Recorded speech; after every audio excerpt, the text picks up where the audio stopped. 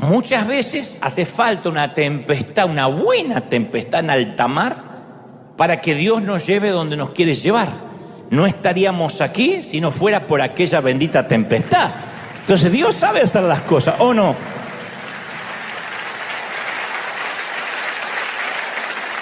Es fácil decirlo, es difícil vivirlo, pero a veces es mejor que nuestros planes fracasen para que triunfen los planes de Dios. Decimos, sí, gloria a Dios, pero no nos gustan que fracasen nuestros planes. Entonces Dios se vale de tormentas que parecen que nos sacan de nuestro destino, pero en realidad nos llevan al verdadero destino que Dios había preparado para nosotros. Pero ese cambio, ese enroque, no nos gusta vivirlo. Y claro que hay vida después de las tempestades, claro que hay vida. Yo he llegado a la conclusión que no hay nada que sacuda mejor nuestro mal rumbo que un diagnóstico malo, que un despido, a veces los documentos de un divorcio, el golpe a la finanza. No hay nada que nos sacuda más. No te estoy diciendo que te lo deseo, digo que al principio sentimos la desorientación del naufragio, ¿cómo no? Pero lo bueno de esto es que nos obliga a buscar a Dios con una intensidad que no hubiésemos tenido de otra forma. Yo sabía que no iba a haber muchos amén, porque dicen, no, yo oro igual. No. Esa intensidad con la que buscamos a Dios viene en medio de las tempestades. Las tempestades imprevistas nos ponen de rodillas, señores. Nos ponen de rodillas, nos ubican los patitos enseguida y nos vuelve a ser dependientes del Señor. Nuestra carnalidad, nuestra concupiscencia hace que apenas estemos un poquito mejor, ya nos olvidamos de Dios. Inmediatamente ya oramos menos. Porque un ser humano cuando nace se mueve en la línea de la dependencia total a la independencia total, de la dependencia a la independencia. Los bebés no hacen nada por sí mismos. Un bebé depende por completo de sus padres. Los padres lo tienen que alimentar, lo tienen que hacer eructar, lo tienen que mecer, cambiar pañales. ¿Y cuál es la meta de todo papá y mamá? Llevarlos de a poco hacia una independencia total. En especial celebramos la victoria cuando van al baño solos por primera vez. Y se acabó la temporada de pañales. Celebran todo porque el olor lo comparten todos. No solo el que cambia los pañales. Entonces, una sana relación entre padre e hijo va pasando de la dependencia a la independencia. En cambio, una sana relación con Dios se mueve siempre en el sentido contrario. Espiritualmente hablando, comenzamos en un estado de independencia total. No necesito a Dios, hago lo que se me antoja, pero vamos a madurar espiritualmente y cada vez nos hacemos más dependientes de Dios. Más maduros, más dependientes, al revés. Aprendemos cada vez más a vivir de la dependencia diaria. Cada vez más decimos, basta el afán por el día de hoy, basta. Voy a pelear el día de hoy con las energías de hoy. No voy a pensar en el mañana. Ese es el principio de la sabiduría. Sabes que eres un hombre o una mujer sabia el día que vives un día a la vez y estás a salvo por un día. Hoy es domingo, este es mi día. Eso es dependencia de Dios. Eso es. No estoy diciendo no planificar, no estoy diciendo no tener planes. Lo que digo es liberarte de la ansiedad, porque el mañana te roba las energías del hoy. Mañana tendrás fuerza para resolver lo que venga mañana. Hoy es hoy. Eso es, por excelencia, la dependencia de Dios. Voy a vivir el hoy. Basta el día con su afán. ¿Por qué te afanas si no podrás hacerte crecer un codo a tu estatura? ¿Por qué te afanas por lo que vas a vestir, por lo que vas a comer? Basta la gracia para el día de hoy. Eso es el principio de la sabiduría. Pero para que aprendamos eso, a veces Dios tiene que dejar que crucemos alguna tormenta, porque algunos somos cabezones. Tal vez ustedes no, pero este señor que les habla es muy cabezón. es la única manera que a veces tenemos de conocer más el carácter de Dios. Pero a veces estamos más interesados en conocer la voluntad de Dios que en conocer el carácter de Dios. Mucha gente que quiere conocer la voluntad de Dios. ¿Qué quiere Dios para mi vida? ¿Y dónde voy a vivir? ¿Qué casa me voy a comprar? ¿Cuándo me la voy a comprar? ¿Con quién me voy a casar? Quiero saber la voluntad de Dios para mi vida. No, quieres que Dios sea tu horóscopo. Conocer a Dios es querer conocer su carácter, cómo es, no qué te va a dar. Y uno no puede conocer la voluntad de Dios si no conoce primero el corazón de Dios. Entonces, lo que nosotros llamamos proceso, prueba, crisis, tormenta, Dios lo llama propósito. Y el propósito es que dependamos de Él y de su poder, que confiemos en Él. Y a veces nos permite estar en un bote que se transforma en una cáscara de nuez, que casi se da vuelta por completo en cada ola, para que nosotros inclinemos nuestro rostro, doblemos las rodillas y dependamos de Él. Todos los capítulos de mi vida nuevos, todas mis nuevas temporadas, siempre suelen comenzar con una enorme tempestad. Siempre. No me gusta reconocerlo, porque cada cosa que reconozco acá me sigue pasando. Yo no le pido a Dios, Señor, dame una nueva tempestad. No las espero. Aparecen. Nuevo nivel, nuevo demonio asignado. Siempre. Nueva estación de Dios, nueva tempestad. Siempre. Dios no me va a dar más responsabilidad si primero no prueba de qué estoy hecho. Entonces, las tormentas no son un castigo por falta de obediencia. La mayoría de las veces, con frecuencia, son el resultado de la obediencia. Porque obedecemos a Dios, nuevo demonio asignado. Nuevo nivel, Señor, dame aquello. Y Dios te va a hacer pasar por tempestades. Es el producto de la obediencia. Yo cuando recuerdo el pasado veo que algunas de nuestras peores tormentas son las que se convirtieron en escalones que nos permitieron subir a un nuevo nivel. Pero hubo que ser piloto de tormenta. Recuerdo cuando empecé a predicar allá de muchachito, yo iba a cualquier lado donde me invitaran. Si me invitaban, yo no preguntaba nada. Quiero que venga a predicar. Sí, voy. Porque yo quería tener una agenda atiborrada de servicio a Dios. Me imaginaba que si servía mucho, iba a agradarle a Dios. Era el tiempo, esos temas para otro sermón en que quería comprarle la gracia a Dios. Quería merecerme la sangre de Cristo. Y recuerdo hacer horas de viaje y llegar a una pequeña iglesia donde había más gente sobre la plataforma que en el templo. Había arriba 12 músicos y abajo 4 miembros. 12 músicos, daba ganas de decir, ¿por qué no nos cambiamos? Suben los miembros acá y bajamos los músicos. Y en días como ese yo me acuerdo que yo lo único que quería era que me sorprendiera el arrebatamiento. Yo decía, Señor, arrebátanos ahora, arrebátanos para no tener que pasar a predicar. Encima pasaba a predicar y había 2 que se dormían. Uno que tenía los ojitos virados, pobrecito, que estaba así, que no sabía si me estaba mirando a mí o estaba mirando para cuando yo le predicaba la nariz y que me agarre el ángulo que pueda. Y un loquito que cada rato hacía desmanes y cosas. Y también me invitaba. Él se rió, es una loquita que tenemos acá también, ¿eh?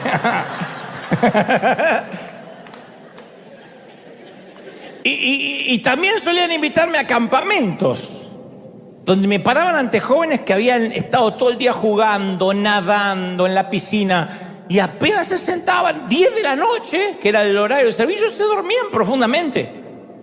Y ni hablar de otros emprendimientos que alguna vez comencé creyendo que Dios me había enviado a hacer, y las recuerdo como las temporadas más vergonzantes, más desilusionantes de mi vida. Pero cuando uno recuerda algo en su pasado y cierra los ojos porque vuelve a sentir la vergüenza de entonces, de eso tengo, no te las voy a contar porque no te importa, pero tengo un montón. Pues no las cambiaría por nada. Porque esos fracasos en alta mar, cuando los manejamos de una manera inadecuada, pueden ser devastadores, traumáticos. puede dejar una marca en el engrama mental para siempre. Cuando aprendemos de ellos, es lo mejor que nos puede pasar. Entonces las tempestades nos enseñan las lecciones más valiosas. Yo sé que quisiéramos no aprender de ellas, no pasar por ellas, estar exento de ellas. Pero las tempestades impiden que nos atribuyamos el éxito, el mérito, o que no demos por sentado de que jamás vamos a tener problemas, que viviremos.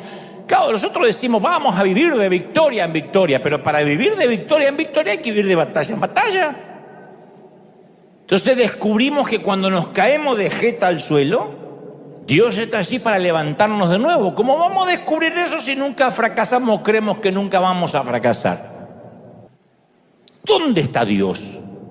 Cuando el mundo se embravece, cuando la noche se pone fea, ¿dónde está Dios? Nos preguntamos eso independientemente de la estatura espiritual que tengamos, no importa lo que nos dedicamos. Se lo ha preguntado desde el apóstol Pablo a Billy Graham y hasta el que recién se ha convertido, ¿dónde está Dios? Porque todos conocemos esa noche de tempestad cuando el enemigo es demasiado grande, el trabajo demasiado pesado, el futuro demasiado incierto y las respuestas demasiado pocas. Entonces, algunos hemos estado en la tempestad durante tanto tiempo que a veces nos preguntamos, ¿será que todavía estoy en el mapa? ¿O terminé en cualquier parte?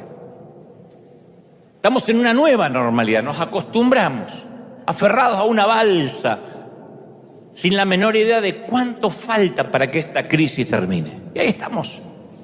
Y en esas ocasiones hasta la fe se hace difícil. Y ni te digo cuando te da una palabrita y te dice, bueno, confía en el Señor, hermana, hermano, ya va a salir. Pero el que está en la tormenta es uno. Entonces oramos, derramamos nuestro corazón delante de Dios y no hay respuesta, no hay sentimiento de cercanía. No hay consuelo en la Biblia, uno va a la Biblia y no encuentra nada, parece que habla cualquier cosa menos lo que uno necesita. El espíritu se vuelve árido, el alma se pone como estéril de tanta tormenta que no para. Porque no es solo que estamos en el mar, sino que el mar se mete dentro nuestro, el agua se nos empieza a meter en el bote, en la pareja, en los hijos, en las finanzas. Y es la sed que produce el agua salada del océano, que uno está rodeado de agua y ni siquiera puede beber. Y uno mira hacia Dios y parece que Dios no tiene apuro. Ahora, Dios está obrando en las tormentas de formas que no podemos ver, ni formas que no podemos entender. Y es un proceso necesario. Pero caramba que hay que pasarlo. ¿Cuándo fue la última vez que tu vida pasó de la calma al caos en menos de un minuto? Que todo se vino abajo, que todo se fregó, como dicen algunos países. Apretaste, por ejemplo, desde algo casi nimio, como apretar una tecla equivocada en la computadora y en cuestión de segundos perder el trabajo de meses. Uy, caramba, sí me ha pasado. Entonces la calma explota y todo se vuelve y se transforma en caos. O te envían en un tono más serio un texto a medianoche diciéndote que tu madre se acaba de descompensar y tienes que ir al hospital de urgencia. Adiós, sueño reparador, bienvenida, vigilia trasnochada. O fuiste al buzón, como lo haces normalmente, y encontraste una carta del IRS, en algunos países de la FIP, Hacienda, donde te informan que te van a hacer una auditoría. Hasta luego, calma, hola, caos. O tu jefe te llama a la oficina y te dice, mire, usted es muy valioso en nuestra empresa, pero hemos decidido que es hora de dejarlo ir. Y uno le dan ganas de responder, ¿y quién cuerno le dijo que yo me quería ir para que me dejen ir, no? Y justo a esta altura de la vida. O tu hija adolescente te dice, mamá, tenemos que hablar, y te confiesa que tiene un retraso importante en su periodo. Entonces seguro sabes que la vida puede ir de la calma al caos en cuestión de, ¿qué digo minutos? De segundos. ¿Sabemos que Jesús está al tanto de lo que nos está ocurriendo? Sabemos. ¿Que Él está consciente de la tormenta que estamos atravesando, que parece que no termina nunca, nos está liquidando? Sabemos. Pero igual nos hemos hecho muchas preguntas salpicadas con rabia, porque las tormentas atacan nuestra fe, nos acaban, nos cercenan, nos quitan las ganas de orar. Pero esto se va a poner todavía mejor o peor, según como se quiera ver. Vieron a Jesús que andaba sobre el mar y tuvieron miedo. ¿Por qué? Bueno, ese miedo empujó a Pedro bajo el bote, porque Pedro sabía lo que estas clases de tormentas podían hacer. Había oído las historias, había visto los naufragios, conocía a las viudas, sabía que la tormenta podía matar y quería escapar de ella como sea. Durante toda la noche Pedro había querido salir de ese bote como muchos están queriendo salir de un bote ahora. 9 horas, el tipo había sujetado las velas, luchado contra los remos, estaba empapado hasta el alma y cansado hasta el último hueso a causa del lamento y el furor del viento. Entonces vamos a mirar a Pedro a los ojos y en este momento no vamos a ver un hombre de convicción, un hombre de audacia, de fe. Más adelante en la historia vamos a ser testigos de su devoción en Pentecostés, vamos a notar su fe en las cartas, en las epístolas. Pero esta noche, no esta noche. Esta noche es un hombre con mucho miedo, no un poco, mucho miedo. El miedo sofocante de un hombre que no encuentra salida y sabe que se va a morir. Pero de ese miedo van a hacer un acto de fe. Porque muchas veces la fe es la hija del miedo. Cuando uno tiene mucho miedo, cuando uno ya no puede más, ahí es cuando hace cosas en fe que de otro modo no haría. Yo no hubiese hecho lo que hice si hubiese tenido mucho dinero al comenzar, porque nunca habría tenido la necesidad de usar la fe. Ni siquiera habría orado, diría, ¿cuánto hay en la cuenta? Tanto, hagamos un evento gigantesco para jóvenes, porque total, la plata está. Habría hasta dudado si Dios me había mandado. Pero el miedo a no saber cómo voy a pararme, qué voy a decir, cómo voy a pagar, eso hace que surja la fe. Si no fuera por esa noche de tempestad, no habrías conocido tu propia fe. No habrías sabido cuánto eras capaz de resistir. ¿Cómo sabe que eres resiliente? ¿Cómo es que soporta? ¿Por qué eres como el junco que se dobla y se vuelve a poner en pie? Porque sabes que has soportado el viento. Entonces razonemos esto. Si Pedro hubiera visto a Jesús caminando sobre aguas tranquilas en un día de calma, ¿habría pedido caminar sobre el agua? Jesús aparece en la calma de la tarde. Señor, ¿me dejas caminar? No lo haría. Obvio que no. ¿Para qué hubiese querido salir de la barca? Si el lago hubiese sido una suave alfombra y un viaje placentero, ¿de verdad pensamos que Pedro pediría un paseo nocturno sobre las aguas? Pero pongamos a un hombre ante la disyuntiva entre una muerte segura y una muerte probable, y siempre va a optar por la probable, siempre. En la misma desesperación de las víctimas del 9/11, en el atentado a las torres, cuando veíamos que ante el calor de las llamas se tiraban al vacío. Y uno dice, ¿por qué se tiraban al vacío? Porque en su mente, dicen quienes estudiaron ese fenómeno, la gente pensó, aquí es una muerte segura, al vacío no sé qué haya abajo, quizás sobreviva. Entre la muerte segura y la probable, siempre la probable es mejor. Y los grandes actos de fe que has vivido nunca nacieron de un momento de calma. Los grandes pasos de fe que has tomado siempre fueron del momento que estuviste lleno de temor, desesperado y estabas entre la espada y la pared. ¿Es así o no es así? Cuando no sabías qué hacer. ¿Cómo supiste que hacer lo que una mamá tiene que hacer cuando tu hijo empezó a volar en fiebre o empezó a convulsionar? Estoy hablando hasta de tiempos en que no podías googlear, porque ahora podemos googlear, convulsionar, se le ponen los ojos como el padre, ¿qué hago? Pero antes, ¿de dónde sacabas ese instinto, esa fuerza? Eso que dicen, hasta hay casos de madres que han levantado literalmente un camión o un auto para sacar a su hijo debajo de las ruedas y no se explican de dónde salió esa fuerza.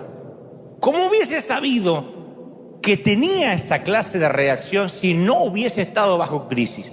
Los avivamientos siempre surgieron en una iglesia que no tiene opciones, en una iglesia amenazada, perseguida.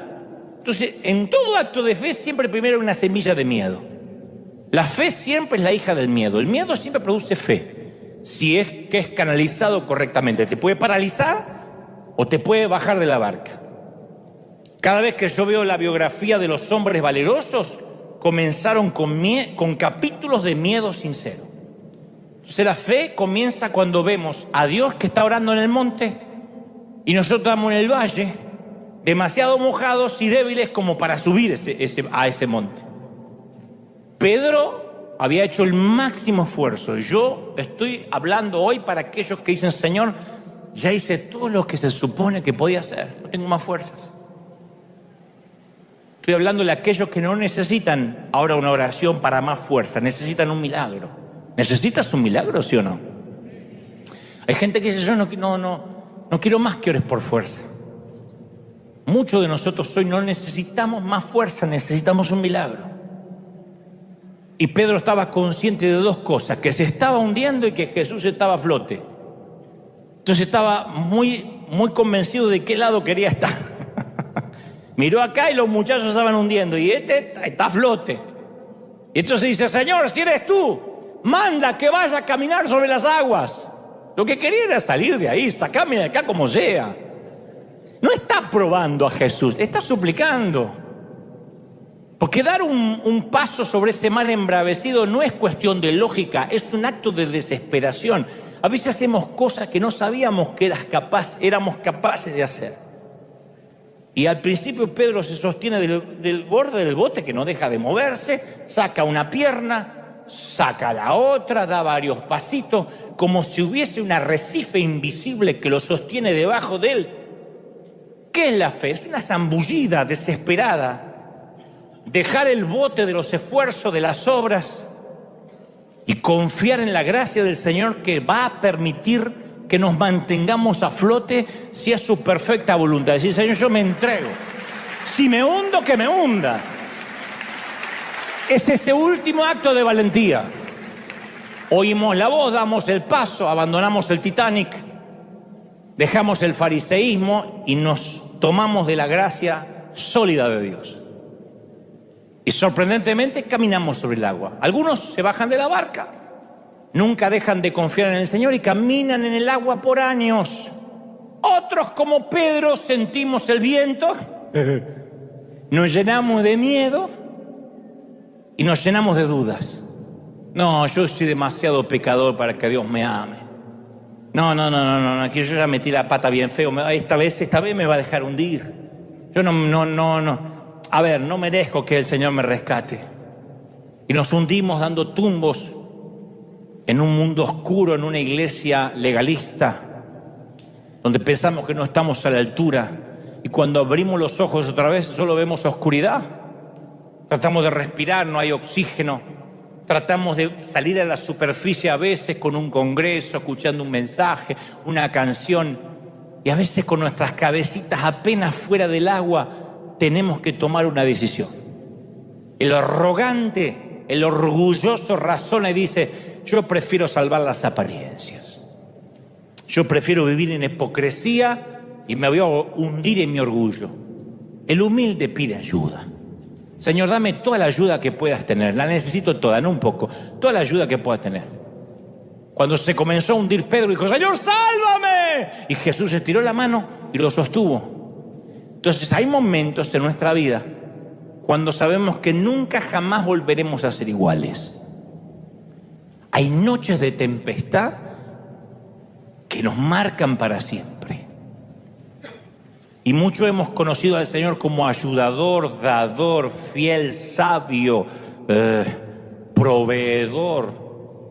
Pero nunca nos vamos a olvidar la primera noche que lo hemos visto sereno y calmo en medio de nuestra peor tormenta. Eso no se olvida nunca. Es el día que conocemos a Dios por excelencia. El Dios que nos permite asustarnos lo suficiente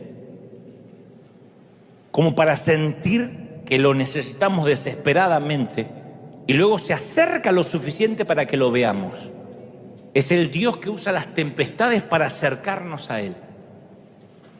A veces, lamentablemente, necesitamos un temporal para confiar en Él. Qué pena, pero así somos. No sé cuántas fueron tus desviaciones, cuántas tormentas tuviste, tampoco sé cuáles son los retrasos por los que has pasado. Y tal vez tu vida esté dando unos giros inesperados que no tenías planificado a esta altura de la vida. Tal vez sientas que tus sueños están en stand-by, congelados. La vida no transcurrió de acuerdo a tu plan. Y yo puedo sentir hoy tu frustración. Comprendo tu frustración. Créeme que no la minimizo. No insulto tu inteligencia. Comprendo tu frustración. Sin embargo, esta es la esencia. Cuando uno se frustra, es la esencia para conocer a Dios. Somos tan duros que la única forma de doblar las rodillas es decir: Señor, se me acabaron los planes, ¿me ayudas?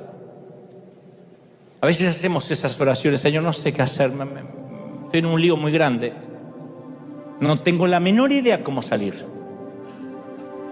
Cuentan que un día un campesino le pidió a Dios que le dejara a él decidir los climas para que le rindieran sus cosechas. Dijo: déjame que yo decida cuándo hay sol, cuándo hay calor, cuándo hay frío. Y Dios se lo concedió. Entonces, cuando quería el campesino lluvia ligera, llovía. Cuando pedía sol, brillaba en su esplendor. Necesitaba más agua, hacía llover un poquito más. Y cuando llega el tiempo de la cosecha, grande fue su sorpresa y estupor al ver que la cosecha fue un fracaso. Desconcertado y molesto le pregunta a Dios: ¿qué hice mal en los climas? Si yo puse lo que creía conveniente, ¿qué hice mal para que la cosecha no rindiera? Y Dios le dijo: tú pediste lo que quisiste, pero no lo que de verdad le convenía a tu siembra.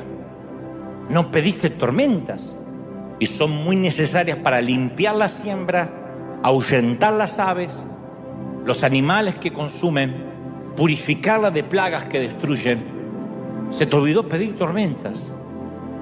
Y yo creo que eso es lo que nosotros nos vivimos olvidando a lo largo de toda una vida. Se nos olvida pedir tormentas. Afortunadamente vienen sin que las pidamos. Lo bueno es que Dios no espera que se las pidamos. Y yo sé que estás en una noche de tempestad y el clima destemplado se asoma por los 4 puntos cardinales. Y esto se concentra en tu pequeño bote. Estás viviendo una serie de eventos desafortunados desde hace meses y ya es parte de tu nueva normalidad, que es pilotear tormentas. Les hablo, y este mensaje va para los que están en casa, que se levantan mojados y se acuestan más empapados aún. Y te acostumbraste a irte a la cama exhausto. Y tu mente nunca para. Te duermes de cansancio y luego de mirar por largas horas el techo de tu habitación apenas iluminado por la ventana. El Salmo 46 dice: Dios es nuestro refugio y nuestra fuerza, y siempre está dispuesto a ayudarnos en tiempos de dificultad. Por lo tanto, no temeremos cuando vengan terremotos y las montañas se derrumben en el mar, que rujan los océanos, que hagan espuma, dijo el salmista, que tiemblen las montañas mientras suben las aguas. Yo confiaré en mi Dios. Y como piloto de varias tormentas vividas, voy a darte un consejo que siempre me resultó: aférrate lo más fuerte al mástil, al primer mástil que encuentres a bordo, y resiste. Mantente vivo, mantente respirando, y tarde o temprano el maestro vendrá. El Señor aparecerá cuando tenga que aparecer. Él no va a permitir que te hundas, solo te está dando una gran historia para contarle a tus nietos. Ten mucha paz. Te doy mi palabra como capitán de tempestades que, como tantas otras veces, vamos a salir juntos de esta. Vamos a salir en paz, nos va a ir bien. Yo dije: voy a ser el mejor líder, el mejor piloto de tormenta que pueda ser en cada una de las tempestades que me toque pasar. No me queda otra. Es fajarse y decir: me toca, esto es lo que toca. No podemos escapar cuando una tormenta nos persigue. No podemos siempre evitarlas del radar. Y aunque en muchas ocasiones yo no podía ver al Señor, pasé por muchas temporadas en que no podía ver al Señor detrás de las nubes oscuras. Yo decidí que iba a confiar en Él aunque no viera, que es lo más difícil. Seguimos siendo muy sensoriales, sensitivos, sensuales, queremos sentir. Todavía hay frases como, no sentí la presencia de Dios. ¿Quién dijo? Está bien, somos tripartito, cuerpo, alma y espíritu.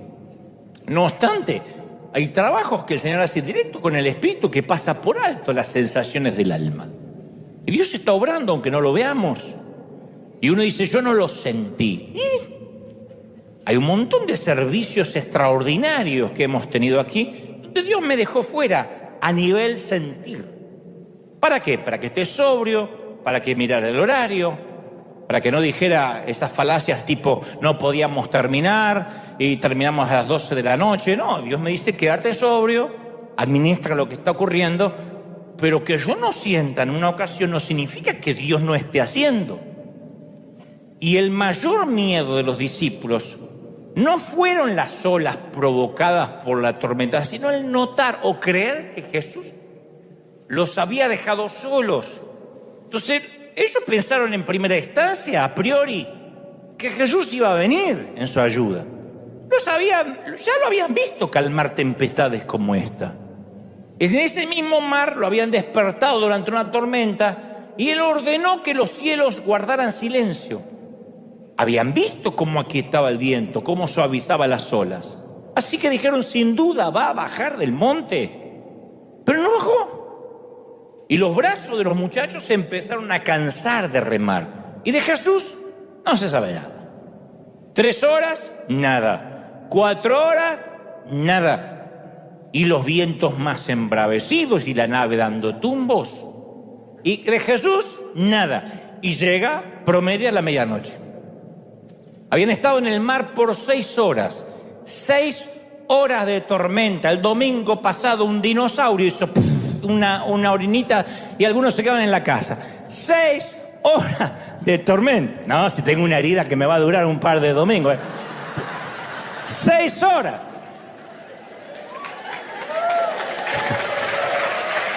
Yo vine. No sé dónde estaba. Yo estaba acá. En la misma California.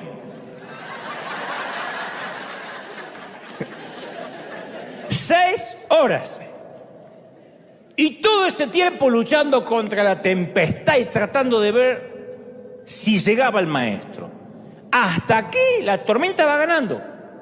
Y el maestro no aparece por ninguna parte. Y dice, alimenta a 5.000 extraños. Porque antes de eso ocurrió el milagro de la multiplicación de los peces y los panes. Entonces dice, alimenta a 5.000 extraños y deja que nosotros nos muramos en alta mar. Y el Evangelio de Marco agrega unos comentarios que no son menores. Ustedes dicen, ¿y por qué los dejó solos en la tormenta? Ahora vas a saber. Son comentarios muy interesantes, que a algunos se les pasa por alto, no sé por qué. Dice, estaban en medio de la tempestad y no habían entendido lo de los panes, por cuanto habían endurecido sus corazones. ¿Qué había que entender de los panes? Para los que no tienen idea, Jesús está predicando a una multitud de 5.000 hombres, sin contar mujeres y niños, se presume 15.000 gentes, 15.000 personas.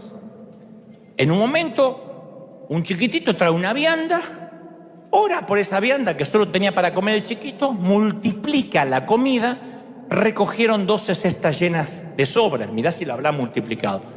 Los discípulos les endureció el corazón, no lo habían entendido. Dice, ¿por qué? ¿Por qué no celebraron?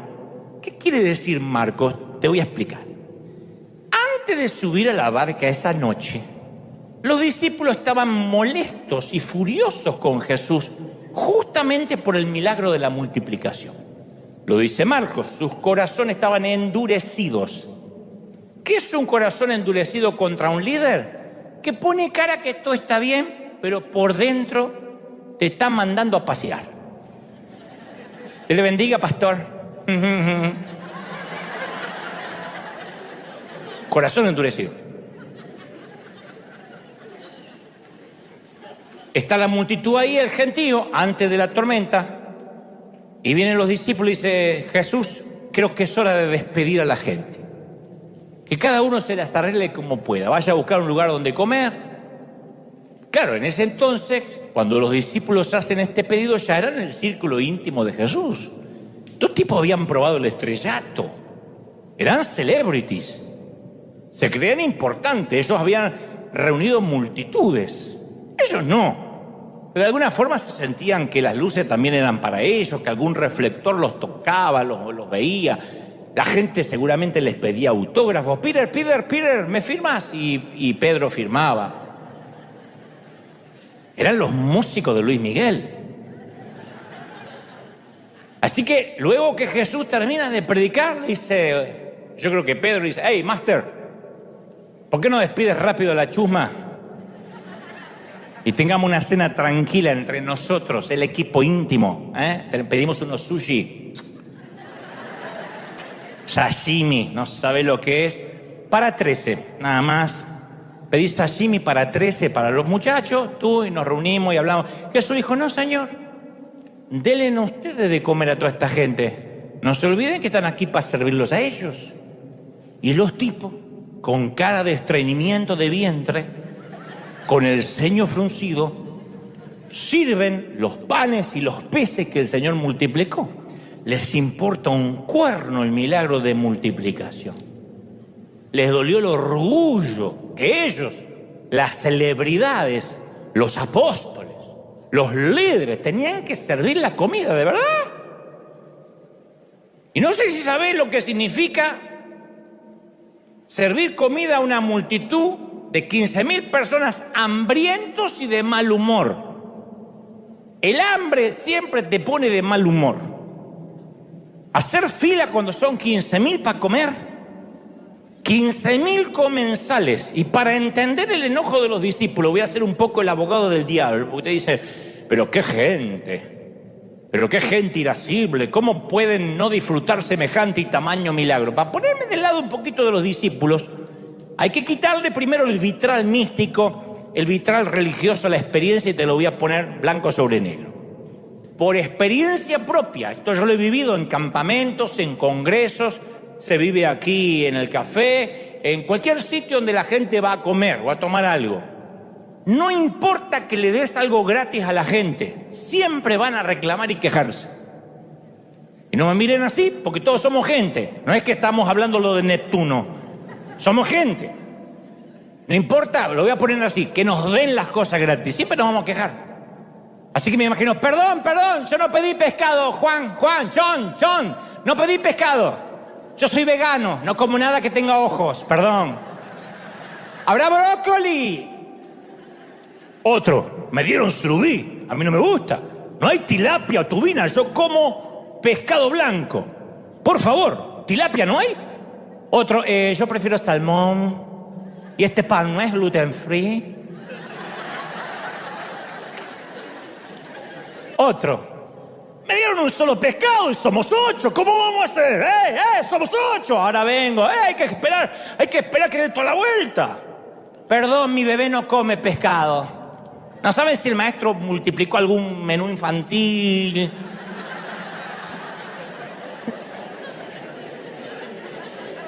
No hay cajitas felices, algo, nuggets. Está bien, el nene te come el pescado, pero el nuggets. Otro: todo muy lindo, pero para beber no reparten nada. A nadie se le ocurrió multiplicar Coca-Cola. ¿Ensalada no hay? ¿Purecito de calabaza para acompañar? ¿O hay que tragarse el pescado solo? Pan integral, ¿no hay pan integral? Yo no te como otro tipo de pan. El gordo así, pero él te come pan integral.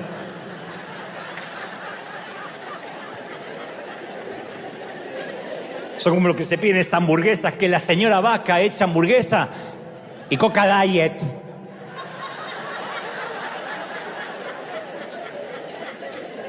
Pedro!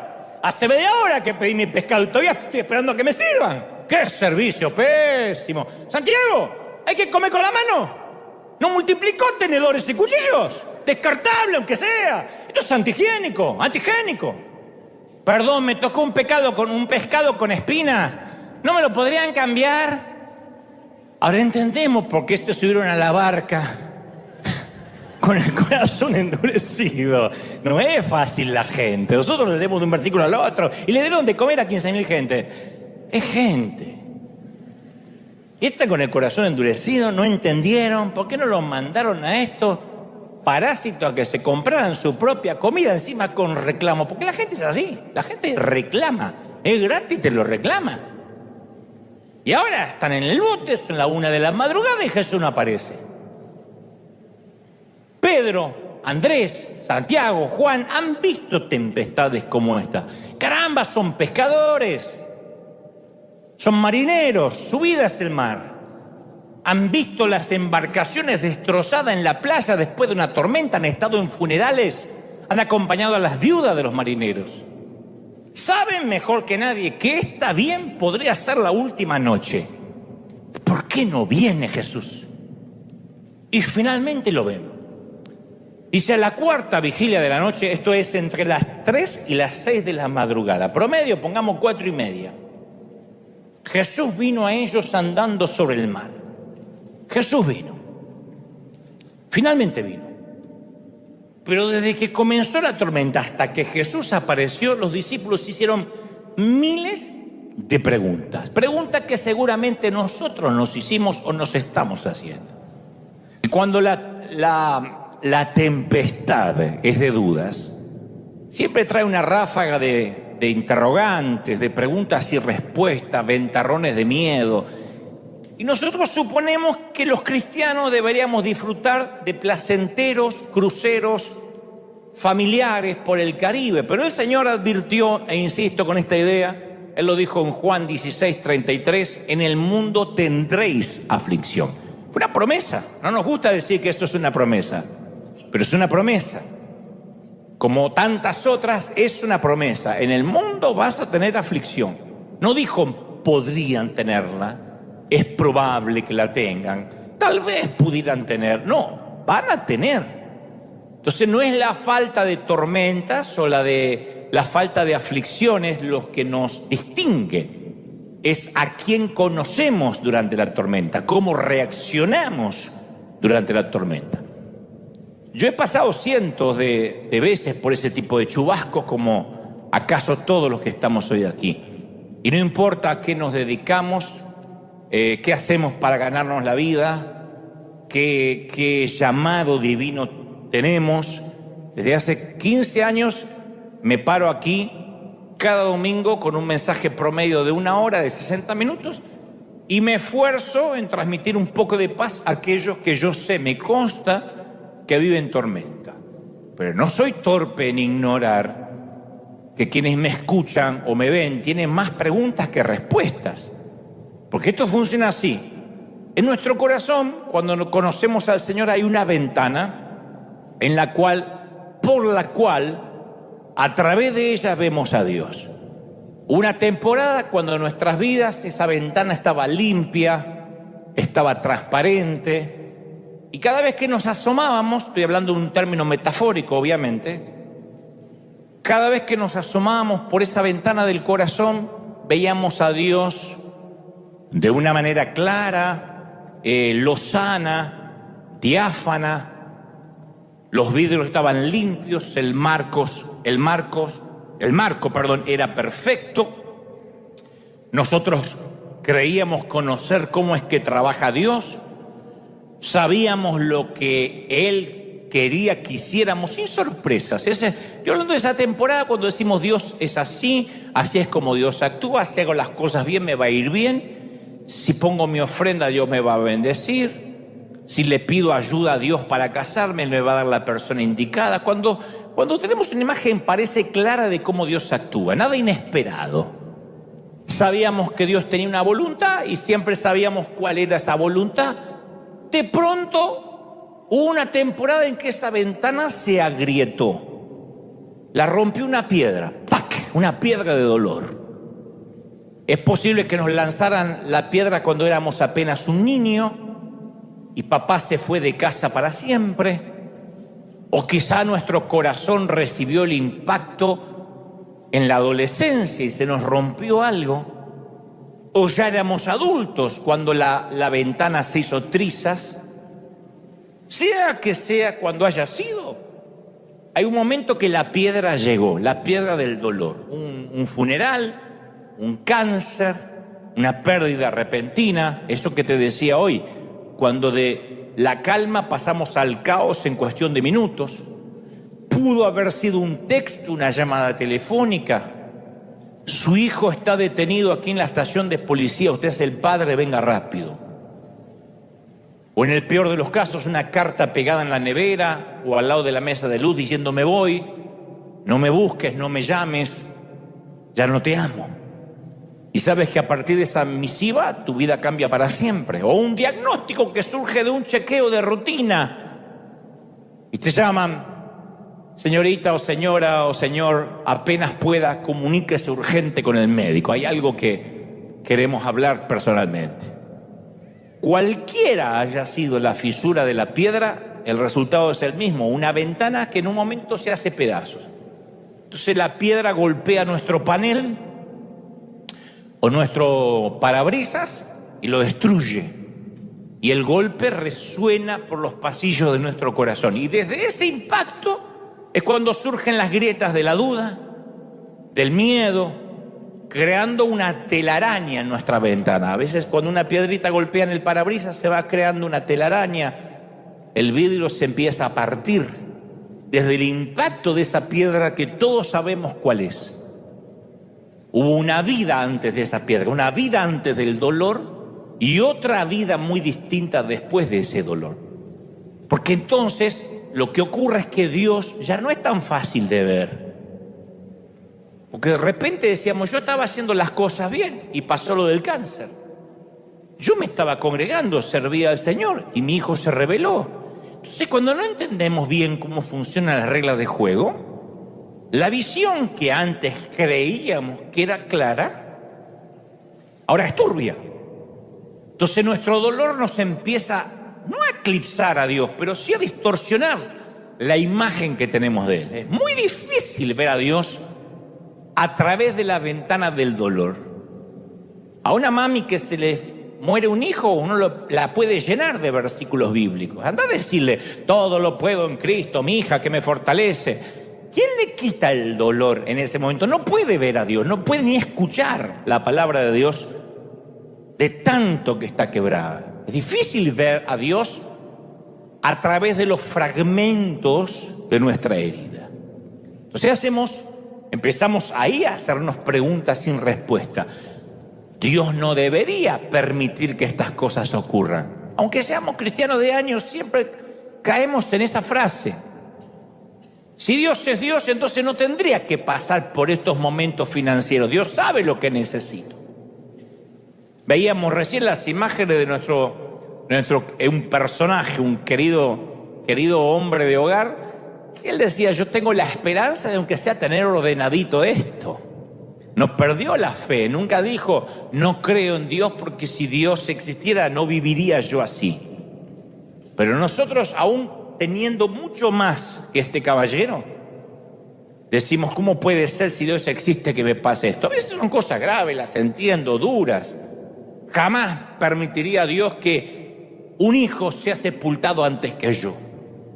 Él no querría que yo me sienta sola o me sienta solo y no me sienta amado o amada. Si Dios es Dios, en la iglesia no habría chismes, no habría gente mala. ¿Por qué hay gente mala en la iglesia? Ya no sé en quién creer. Porque la iglesia es para gente rota, para gente mala. ¿Por qué hay divisiones en la iglesia? Porque es iglesia. Y ese tipo de preguntas definen las expectativas que tenemos de Dios. Entonces, cuando, insisto, el dolor llega a nuestro mundo, cuando la piedra rompe la ventana de nuestros corazones, las dudas salen a la superficie inmediatamente. Buscamos a Dios y ya no lo podemos encontrar, ya no es como antes, porque los fragmentos de los vidrios rotos impiden nuestra visión. Y llega un momento en que no estamos seguros lo que estamos viendo, no estamos seguros, no sabemos si estamos a merced de Dios, si este es un trato de Dios, o estamos a merced del mismísimo diablo? Haga memoria, hay una temporada donde uno dice, no sabe si agradecerle a Dios porque me deja pasar esto o porque el diablo metió la cola y Dios nos olvidó. Uno no sabe si es un trato divino o un trato satánico. Y estamos en el medio, zarandeados. Nos va a ir bien. Dale un aplauso al Señor de señores, al Rey de Reyes. ¡Aleluya!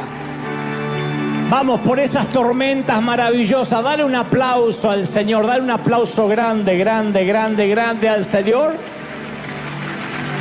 Porque el Señor te va a preparar a resistir. Mirá. Últimos minutos. El Señor, como es un padre, como Dios es un padre y sabe cómo uno entrenar a los hijos, como cuando nos llevaban a andar en bicicleta la primera vez, como cuando vamos a conducir un automóvil la primera vez, y lo hacíamos con papá, o andamos, o íbamos a remontar un cometa, lo que sea que hiciéramos por primera vez, siempre tenemos la paciencia, el tutorial del padre diciendo es así, es así. Así que no creas que las tormentas van a venir en tu vida y te van a despedazar, porque siempre son tormentas controladas, como The Truman Show. Son tormentas controladas. No crea que son tormentas al azar de las cuales Dios se vale. Todas son tormentas controladas. Todo lo que te está pasando en la vida, controlado por Dios, permitido por Dios. Si pudieras alejarte en perspectiva, verías que estás en una gran campana de cristal y ahí estás adentro en una tormenta y el Señor no deja de mirar. Dice un poco más de viento, un poco más de ola, y uno está, pero es una tormenta controlada. Y al principio, las tormentas son suaves, como una suave llovizna. Ahora sí, a ver si puedes identificarte y pensar que bien este mensaje podría incluirte. Te volteas hacia un lado en la cama, volteas hacia el otro, nada parece funcionar. Sabes que allá afuera de tu casa hay problemas, así que no duermes bien. La noche debería ser una tregua no solo para el cuerpo, sino también para el alma. Dicen que uno con 7 u 8 horas de sueño puede recuperar las energías, así como se carga un celular a la pared. Pero que si la mente y el alma no descansan, te levantarás más cansado que si no hubieses dormido. Y entonces son las 2, las 3, las manecillas del reloj o en los números digitales parecen no avanzar. Tienes una angustia que no podrías describir en palabras. Si alguien te dijera exactamente qué te pasa, por qué estás triste, no sabrías qué decir. No tienes algo como un diagnóstico médico, una quiebra financiera, una carta del banco. Sin embargo, tienes una angustia que no te permite respirar profundamente o con tranquilidad. Y no es que te agarró un demonio, no significa que eres un fracaso o lo que es peor, que dejaste de ser cristiano. De hecho, los cristianos batallamos con esas cosas. Se llama ansiedad. La ansiedad es esa angustia que está en lo profundo del alma, como incrustado, como si fueran guijarros pequeños o granos de arena que lastiman el pie